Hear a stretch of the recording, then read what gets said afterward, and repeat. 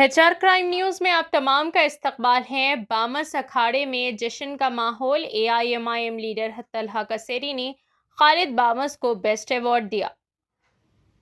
आन बामस अखाड़ा के पहलवानों की जीत पर AIMIM लीडर तलहा कसेरी ने उस्ताद व खलीफा बामस अखाड़ा खालिद बिन मोहम्मद बामस पहलवान फर्स्ट माइनॉरिटी आंध्रा केसरी पहलवान को AIMIM लीडर तलहा कसेरी ने बेस्ट उस्ताद व खलीफा बामस अखाड़ा अवार्ड दिया और उमर बामस पहलवान, हमजा बामस पहलवान और मोहम्मद बामस पहलवान की गुलपोशी की और मुबारकबाद दी। इस मौके पर ईसा बमजदूज पहलवान, vice president Barkas welfare Faisal bin Saeed बॉम साहब, प्रेसिडेंट सबीउल खैर हसन बिन अबूद अल सादी साहब, वाइस प्रेसिडेंट सबीउल खैर मोहसिन बिन अहमद अल कसेरी साहब, वाइस प्रेसिडेंट सबीउल खैर साबिर बिन मुसफेर साहब, दुबई से मकबूल बाजाबर साहब, मोहम्मद बिन शुएब साहब, जावेद लर्जी साहब, महमूद बहलवल साहब, इकबाल बॉम पहलवान, अब्दुल्ला बशादी साहब, अरशद खुरमोशी साहब, तैयब बॉम साहब, वलीद बरजाइक साहब, सालम दयानी साहब, लईक आमरी साहब, अहमद आमरी साहब, मोहम्मद आजान जाबरी साहब। कसेरी साहब ने भी तमाम पहलवानों को बेस्ट विशेस दी और मुबारकबाद दी। आइए नाज़रीन देखें इसी की तफसीली रिपोर्ट। HR क्राइम न्यूज को लाइक करें, शेयर करें और सब्सक्राइब करना ना भूलें। खालिद बामस, खालिद बामस, बामस अखाड़ा। अस्सलाम वालेकुम व रहमतुल्लाहि व बरकातुहू।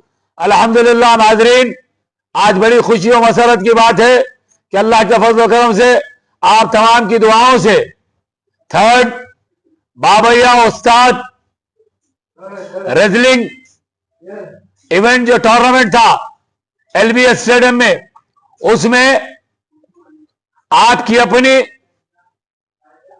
अखाड़े के पहलवानों ने, बामास अखाड़े के पहलवानों ने शानदार कामयाबी हासिल की, जिसमें टाइटल की कुश्ती में जो बहुत ही जबरदस्त कुश्ती लड़ी गई है, उसमें शानदार कामयाबी हासिल करने वाला हमारा हर दिल अजीज यंगेस्ट डायनेमिक पहलवान उमर बिन अवद बामस अलमारूफ जैद बामस साहब ने शानदार कामयाबी हासिल करके तमाम हिंदू मुस्लिम अवाम के दाद तहसीन हासिल की। और उसके साथ साथ आपको यह भी जानकर खुशी होगी कि बामस अखाड़े के 3 से 4 पहलवानों ने गोल्ड मेडल जीता, सेकंड प्लेस में 3-4 पहलवानों ने जीता, उसके बाद ब्रॉन्ज में भी 3-4, यानी बेस्ट डिसिप्लिन, बेस्ट जो है रेसलिंग का अवार्ड अगर किसी को मिला तो आपके अपने बामस अखाड़े को मिला।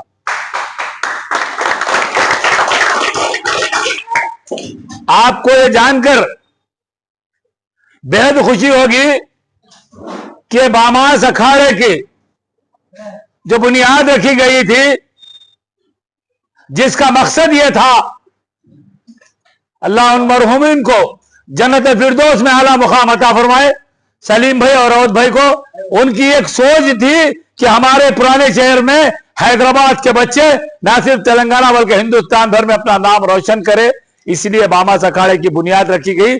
उसी वक्त आप लोगों की दुआएं थी, अल्लाह का फजल करम था, 57 साल के बाद यानी 57 ईयर के बाद पहला फर्स्ट माइनॉरिटी आंध्र केसरी पहलवान अगर किसी ने जीता तो उस पहलवान का नाम, उस अखाड़े का नाम बामस अखाड़ा, और पहलवान का नाम रियल हो रहा हीरो, हम सबका हीरो खालिद बिन मोहम्मद बामस पहलवान।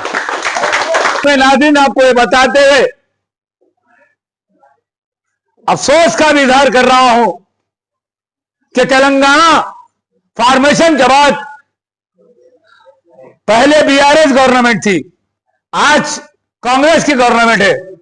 आप देखिए तेलंगाना भर में अगर कहीं पे स्पोर्ट्स में तरक्की का काम, तेलंगाना का नाम रोशन करने का काम, हैदराबाद का नाम रोशन करने का काम अगर कहीं हो रहा है तो गोल्डन सिटी में, गोल्ड सिटी में, ओरिजिनल सिटी में, प्यारी सिटी में, मोहब्बत वाली सिटी में, ईमानदार लोगों की सिटी में, दयानतदार वफादार हौसले वाले लोगों की सीटें, हिंदू मुस्लिम सिख ईसाई की सीटें पुराने शहर में हो रही है। लेकिन अफसोस है कि आज तक पहलवानों के साथ नाइंसाफी होते गई है। पहला माइनॉरिटी आंध्र के थी पहलवान, अफसोस नौकरी नहीं। संतोष यादव पहलवान, नौकरी नहीं। किरण यादव पहलवान, नौकरी नहीं। मोहम्मद बिन गौस पहलवान, नौकरी नहीं। अब्दुल्ला बिन गौस पहलवान, नौकरी नहीं। कितने पहलवानों के नाम लो। आज हम इस हुकूमत से हाथ जोड़ के, क्योंकि हिंदुस्तान का नंबर 1 मुख्यमंत्री रेवंत रेड्डी डायनामिक, यंगेस्ट, बहुत ही डायमंड मुख्यमंत्री है। मैं इनसे हाथ जोड़ के अपील कर रहा हूं कि आपके स्पोर्ट्स मिनिस्टर को प्लीज रेवंत रेड्डी जी, आप पुराने शहर में भिजाइए। चप्पे चप्पे में आपको पुराने शहर के हिंदू मुस्लिम बच्चे तेलंगाना और हैदराबाद का नाम रोशन करके यहां नहीं बल्कि हिंदुस्तान के बाहर भी अपना नाम रोशन कर रहे हैं। तिलक वर्मा जो हैदराबाद का बच्चा, जिसका कोच बारकस का सालम बिन मोहम्मद बायाश, इस नौजवान की टेक्निक को देखकर, पहचान कर इस नौजवान के ऊपर मेहनत की, आज ना सिर्फ तेलंगाना बल्कि हिंदुस्तान भर में अपना नाम का लोहा झंडा गाड़कर हिंदुस्तान को शानदार कामयाबी जिताकर वापस आने वाले का नाम तिलक वर्मा है। यह चीज आज हो रही है। मैं आपसे रेवंत रेड्डी जी आज से मैं गुजारिश करता हूं, जब भी आप मीटिंग हुई, आप भी स्पोर्ट्स को चाहने वाले, आप स्पोर्ट्स को बहुत वो करने वाले, मोहम्मद सिराज को आपने जो है ना नौकरी दी, आपने जो है निखत जो है जरीन को आपने नौकरी दी, आपने जो है ना बहुत से बड़े जो नाम करके पहलवान करे उनको स्पोर्ट्स से उनको दिए। लेकिन न, मेरे रेवंत रेड्डी जी रेसलिंग में हमने बहुत पीछे हो गए हैं। हम चाहते हैं रेवंत रेड्डी जी कि हमारा अपना तेलंगाना का स्पोर्ट्स मिनिस्टर जहां कहीं भी हो, प्लीज आपको सैल्यूट स्पोर्ट्स मिनिस्टर साहब, आप आइए पुराने शहर में, पुराने शहर के तमाम अखाड़ों के दौरे कीजिए, कहां कहां के पहलवान ने क्या करे, कहां कहां नाम रोशन करने को दिए। स्पोर्ट्स चेयरमैन साहब, आपको सैल्यूट है। आप भी स्पोर्ट्स को चाहने वाले हैं, बल्कि हुकूमत तेलंगाना ने आपको स्पोर्ट्स का चेयरमैन बनाया है। आपसे भी हाथ जोड़कर अपील है, खुदारा प्लीज पुराने शहर के गली गली कूचे कूचों में पहुंचिए, हर वो स्पोर्ट्स के लिए आप आगे बढ़ के काम कीजिए, पहलवानों को नौकरियों का बंदोबस्त कीजिए, फुटबॉल में हो कोई भी हो, आप नौकरी का बंदोबस्त कीजिए। फिर देखिए तेलंगाना राइजिंग नंबर 1 बनकर और जो है आगे जाएगा। और इन पहलवानों की जीत होती है या कोई स्पोर्ट्स में तिलक वर्मा की जीत होती है, तमाम हिंदू मुस्लिम सिख ईसाई सब इन पहलवानों के लिए दुआ करते हैं और हमारे तेलंगाना की तरक्की के लिए दुआ करते रहते हैं।